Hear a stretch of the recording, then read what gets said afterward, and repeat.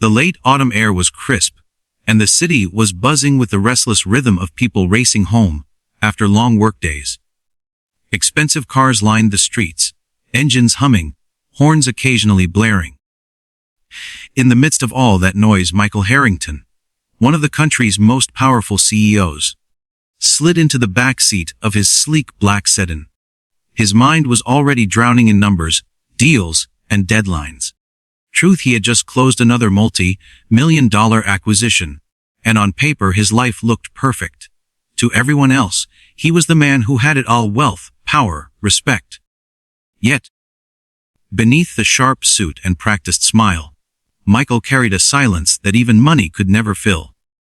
As he adjusted his tie and leaned back, lost in thought, a small voice suddenly pierced the quiet of the car. "Shut up!" Michael's head snapped around, his eyes narrowing. The words hadn't come from his driver, who sat stiff and silent in the front.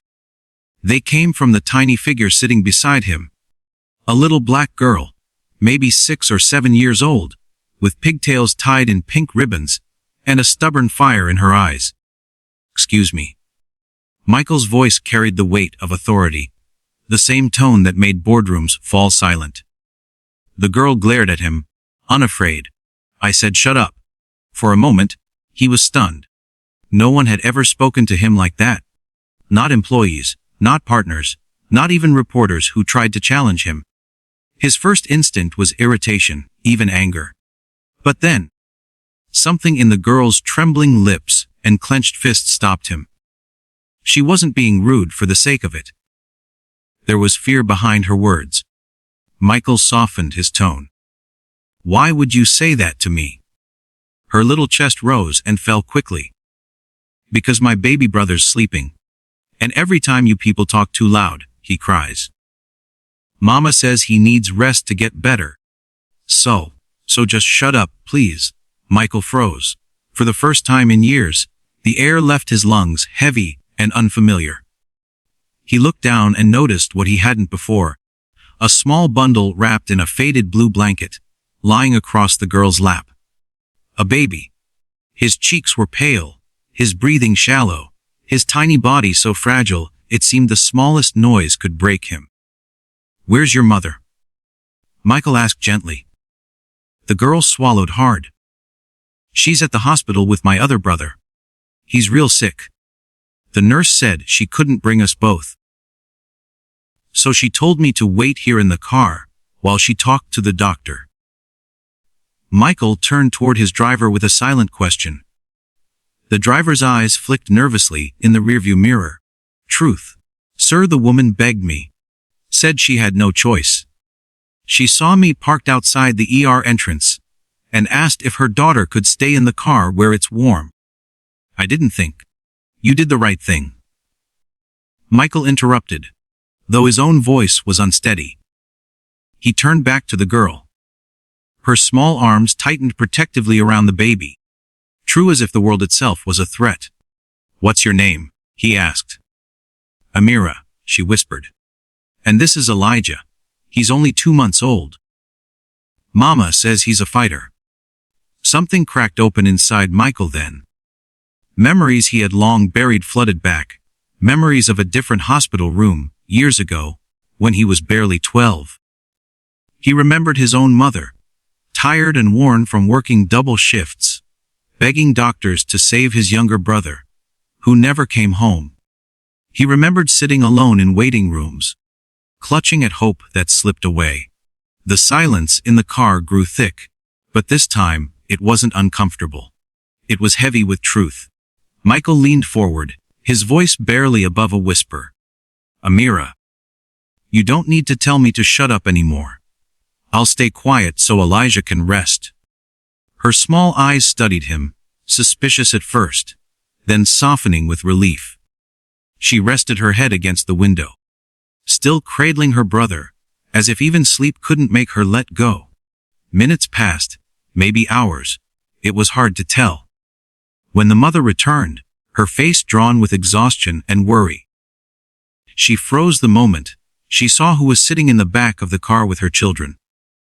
Michael Harrington. The man whose name appeared on billboards, magazines, and news anchors' lips, was leaning gently toward her baby, whispering words of comfort no one would ever expect from him. The woman's eyes widened. I'm so sorry, sir. I didn't mean. Michael shook his head. You don't have to apologize. You've been carrying too much alone. Something about the way he said it, so real, so raw, made her knees buckle. Tears she had held back for days spilled freely, her hands trembling as she reached for her baby. Michael didn't move. He only watched, his heart twisting in ways he hadn't felt in decades. In that moment, Michael made a decision.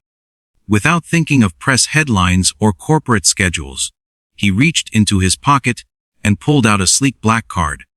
Take this, he said. Whatever your children need. Doctors, medicine. True to home, don't ever hesitate. Call this number, and everything will be taken care of. The woman shook her head furiously, pride and fear battling inside her. I can't accept that. We're not charity. We just need. Michael cut her off, but his tone was not commanding, it was pleading. Please, let me do this. For them. For you, for the little boy I once lost. Her eyes widened, and for the first time, she truly saw the man behind the suit. Not the millionaire CEO, but the broken boy who had once sat in a hospital hallway, waiting for a miracle that never came. The little girl, Amira, clutched her brother tighter and whispered, almost to herself, see Elijah. Told you God would send us help.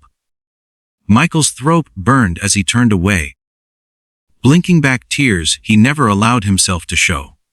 The driver pulled away from the hospital, the city lights blurring outside the windows. But inside the car, something far brighter was unfolding. Something that no camera, no magazine, no business headline could capture. And for the first time in years, Michael Harrington didn't feel like a man running the world. He felt like a man finally finding his place in it. The hospital lights faded behind them as the car rolled slowly through the city. But the weight in the air felt lighter now. Michael sat quietly, his gaze fixed on the baby's fragile chest rising and falling. Amira leaned against her mother's arm, still fighting sleep, her little hands refusing to release her brother. Her mother, whose name he soon learned was Camille, kept her eyes down, torn between gratitude and the fear of trusting a stranger. Michael noticed her frayed coat, the worn shoes, the way her hands trembled not just from exhaustion, but from years of carrying burdens too heavy for one person alone. Camille, Michael said gently, you've been strong for so long. But you don't have to do it alone anymore. She shook her head quickly, almost instinctively. I can't let anyone pity us. My kids, they're my world. I'll work 3 jobs if I have to. Her voice cracked, and she pressed her lips together, ashamed of the tears. Michael leaned forward, his eyes soft but unwavering. This isn't pity. It's love. From one parent who's lost too much to another who refuses to lose anything else. Let me help. For the first time, Camille allowed herself to look directly at him. Not at the millionaire. Not at the name everyone in the city knew. But at the man sitting across from her, raw and unguarded. She nodded slowly, her hands curling protectively around her children, as though afraid this moment would vanish. Over the next days, Michael moved mountains. Doctors examined Elijah with the best equipment. Nurses surrounded Camille with care, and little Amira was finally able to sleep in a warm bed instead of a car seat. Michael visited often, sitting quietly in the hospital room with them, bringing small gifts that made Amira laugh and whisper secrets in his ear. She had stopped telling him to shut up. Instead, she tugged at his hand and asked questions about everything. One afternoon, as Elijah rested peacefully and Camille dozed in a chair, Amira climbed onto Michael's lap. She studied his face with the kind of seriousness only a child could muster. Do you have kids? She asked. Michael's chest tightened. He shook his head slowly. No. Not anymore. As she tilted her head. Then maybe you could be my other dad. Not to take away my real one in heaven. But, just another one. You're good at it. The words hit him like a gentle earthquake, shaking loose something inside him he thought had died years ago. His throat closed, and he could only nod, hugging her tiny frame to his chest. For the first time in decades, he let the tears come. Weeks later, Elijah grew stronger, his color returning, his laughter filling the hospital halls. Camille smiled more often now, her exhaustion melting into relief and hope.